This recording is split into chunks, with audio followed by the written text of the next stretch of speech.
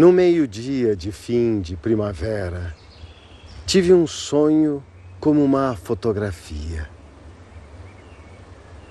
Vi Jesus Cristo descer à terra.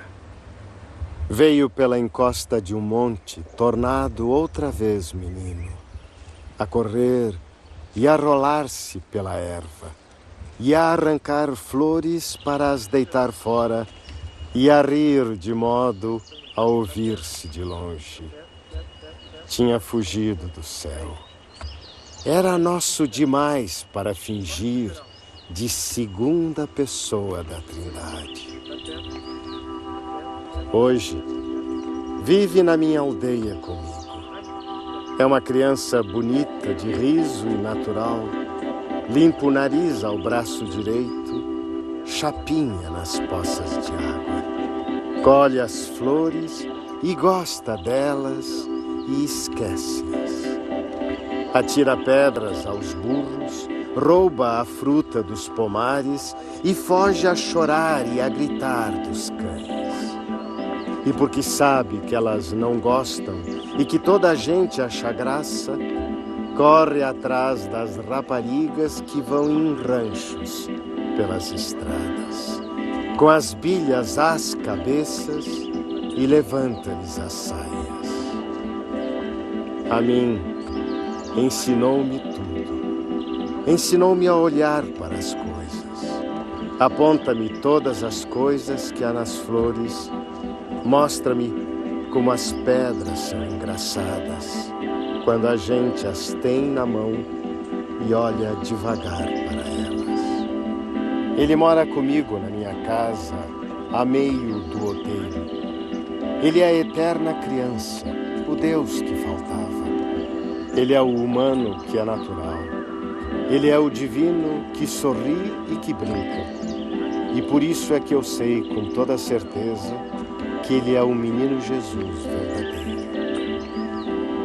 Ao anoitecer, brincamos às 5 pedrinhas no degrau da porta de casa, graves como convém a um Deus e a um poeta, e como se cada pedra fosse todo o universo e fosse por isso um grande perigo para ela deixá-la cair no chão.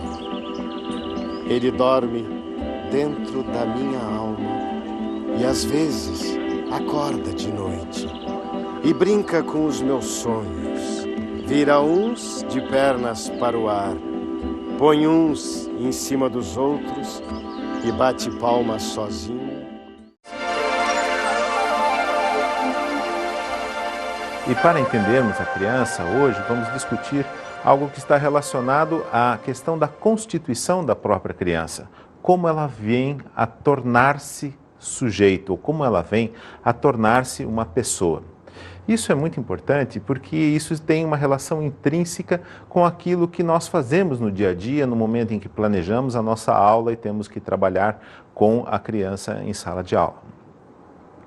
Esse trabalho está muito relacionado àquilo que vem acontecendo com a criança ao longo do seu desenvolvimento, ou seja, como uma criança desde pequena vai se tornar um adulto e que processos passam por dentro do seu corpo e, principalmente, pela sua mente, pois à medida que essa criança constitui a sua mente, ela vai se tornar um sujeito capaz de interagir, participar com muitas contribuições para o meio social.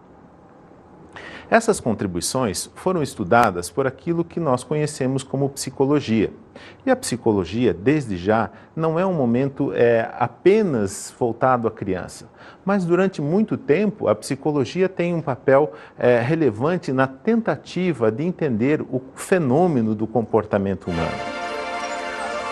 Esse fenômeno surgiu como consequência da grande efervescência teórica que houve no começo do século XIX e passagem para o século XX, ou seja, entre os períodos de 1800, 1900 e chegando até os dias de hoje. Esses momentos trouxeram realmente significativas contribuições à medida que a psicologia passava a exercer um papel preponderante na sociedade, rompendo as suas ligações, então, com a filosofia ou então com a própria medicina.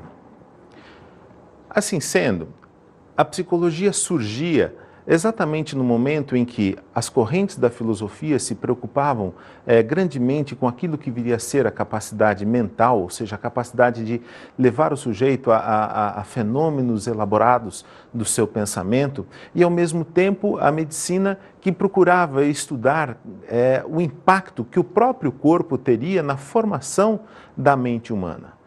Essa disputa entre filosofia e medicina abria mão para que a ciência pensasse os fenômenos da consciência e da atividade humana de uma maneira muito peculiar. Exatamente esse fenômeno humano tão único, original, onde a consciência se manifesta, passou a ser o alvo do grande interesse da psicologia. E o grande dilema desse momento era transformar essa psicologia dentro de parâmetros especificamente científicos. E essa ideia de cientificidade da psicologia fez então com que ela criasse diferentes linhas e diferentes formas de observar o sujeito e de poder trabalhar com ele. Assim, entre o período de 1800 e o período de 1850, principalmente na região da Europa, começou a se buscar um método eficiente, uma forma eficiente e que tornasse a psicologia um estudo científico. Como poderíamos levar em conta esse fenômeno humano tão complexo, cheio de subjetividade, ou seja, cheio de múltiplos fazeres individuais de cada sujeito, em algo